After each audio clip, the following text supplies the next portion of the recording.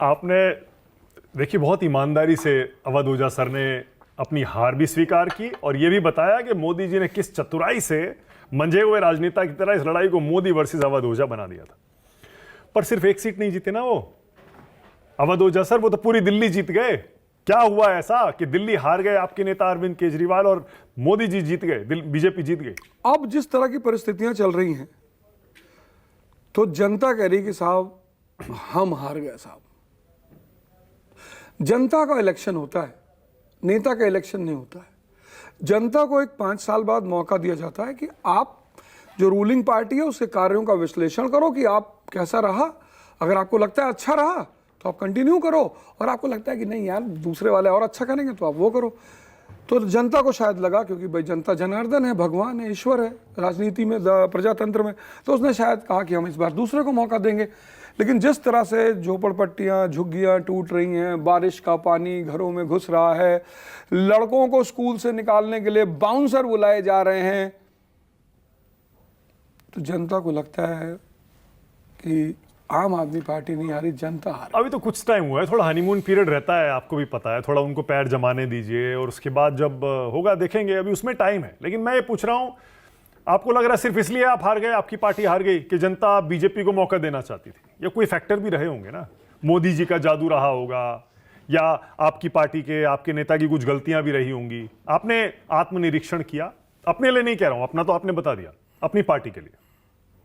नहीं, आत्मनिरीक्षण एक शब्द है, एंटी इनकम्बेंसी, वो पॉलिटिक्स में बड़ा कॉमन सा शब्द है। ओके। कि मतलब हमने 10 साल शासन किया, 10 साल शासन किया, और मतलब हम जब जनता से मिलते थे, मैं झुग्गियों में भी हर जगह गया, मैं पूछता था भैया, बोले भैया हमारी झुग्गी की रोड बन गई, भैया कभी नहीं बनी थी, भैया रोड बन गई, भैया झुग्गियों में लाइट लगी हुई है, भैया भैया हमारे बच्चे इतना अच्छा पढ़ रहे। मैं एक झुग्गी में गया शशि गार्डन में, वहां एक 7th क्लास की लड़की फ्रेंच बोल रही थी।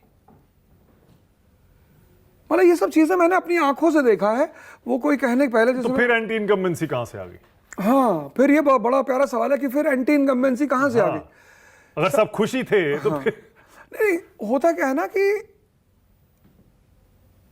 4 तरह की मिठाइयां रखी हैं, आदमी को लगता है यार एक रसगुल्ला भी खा ले, और जनता को ऐसा लगता था पता नहीं हम हारे कहाँ हैं, 2% का वोट वो है डिफरेंस। सीटें तो बहुत कम है। नहीं, 22 सीटें, 22 उनकी 48। हाँ तो ठीक है, कोई बात नहीं, 22 सीटें हमारे पास हैं।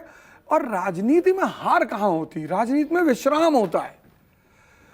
जैसे क्रिकेट के वर्ल्ड कप में रोहित शर्मा वर्ल्ड कप हारे, 2020 का जीत गए। राजनीति और खेल में कभी हार नहीं होती। ओझा सर, मान लीजिए आप ही की पिच पर आकर मोदी की बीजेपी ने आपको दिल्ली में हरा दिया, मान लीजिए वही महिलाओं के अकाउंट में पैसे डालने का वादा, वही सारे के सारे आम आदमी पार्टी की योजनाएं चालू रखेंगे, कोई फर्क नहीं लगा ना फिर बीजेपी में और आम आदमी पार्टी में? जनता को दे दिया मोदी जी को वोट। मानक भाई, मोदी जी को वोट दिया तो गुजरात में क्यों नहीं दिया? वो जो भी हमने एक सीट गुजरात में जीती, हाँ, वो मोदी जी के गढ़ में जाके जीती। वो तो आप ही की सीट थी। हमारी ही सीट है। हाँ, आपकी ही सीट है। अपनी सीट बचा ली ना आपने, कोई बीजेपी से छीनी थोड़े है। गुजरात में हाँ, पहले भी जीती थी आपने। हाँ, तो जैसे एक कहते ना कि भाई भगवान की लहर चल रही है, हाँ, तो अपने घर में क्यों नहीं? अरे चल महाराष्ट्र क्यों जीते, फिर हरियाणा क्यों जीते, दिल्ली क्यों जीते?